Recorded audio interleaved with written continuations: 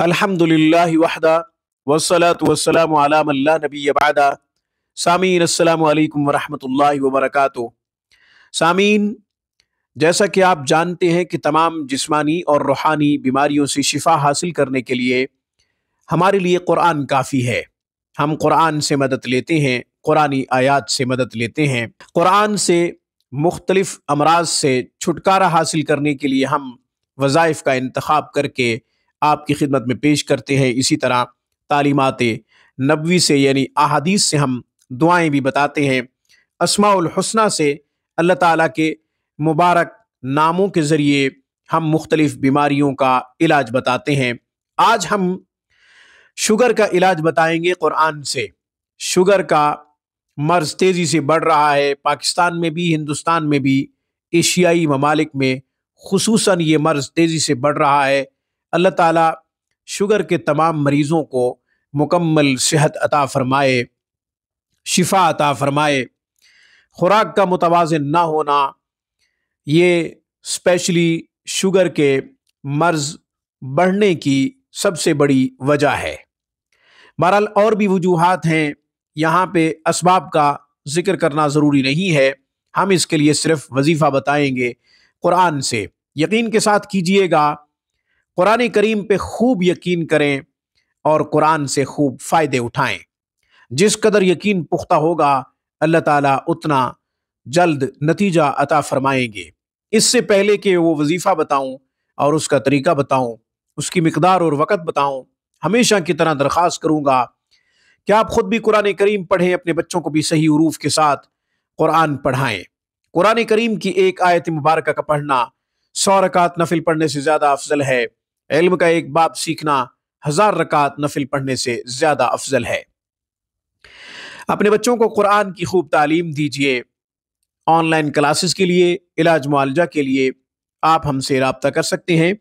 ہفتے کے 7 دن ہماری بہترین اور معیاری سروس سے آپ فائدہ اٹھا سکتے ہیں۔ 24 گھنٹے آپ ہم سے رابطہ کر سکتے ہیں۔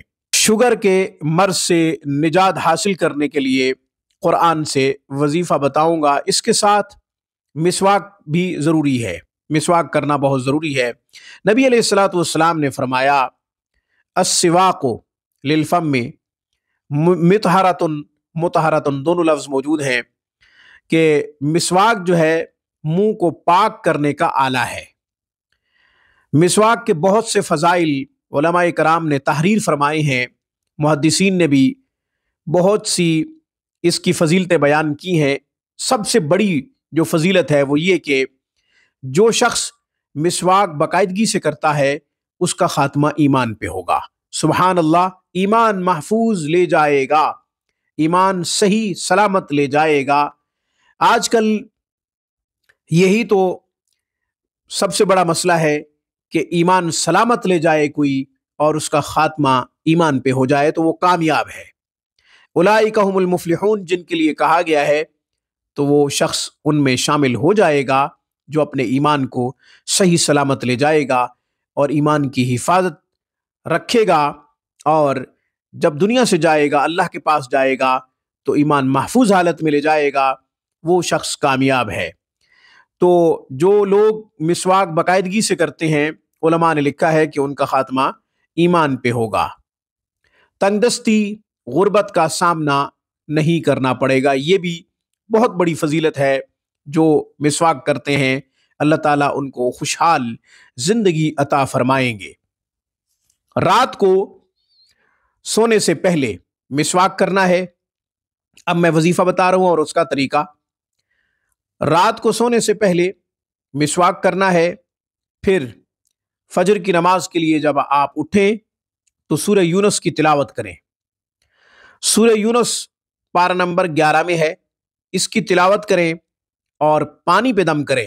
ایک مرتبہ سورۃ مبارکہ کو پڑھنا ہے، اس کے بعد پانی پہ دم کریں۔ پانی کا گلاس یا حسب ضرورت پانی لے لیں، اس پہ دم کر کے آپ پانی پی لیں۔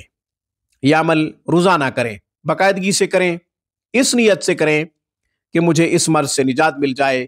پرہیز بھی جاری رکھیں، علاج بھی جاری رکھیں۔ یہ قرآن جو ہے یہ روحانی علاج ہے، جو ڈاکٹر دوائی تجویز کریں وہ بھی آپ کھاتے رہیں، اسی طرح پرہیز بھی جاری رہے۔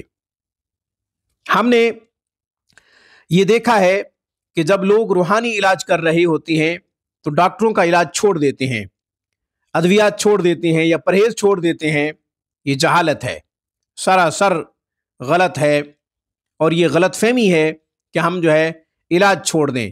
علاج نہیں چھوڑنا چاہیے، علاج بھی جاری رہنا چاہیے، پرہیز بھی جاری رہے، روحانی سبب بھی اختیار کریں، قرآن سے وظیفہ بھی کریں. انشاءاللہ مکمل نجات مل جائے گی. شوگر کے مرض سے اللہ تعالیٰ شفا عطا فرما دیں گے.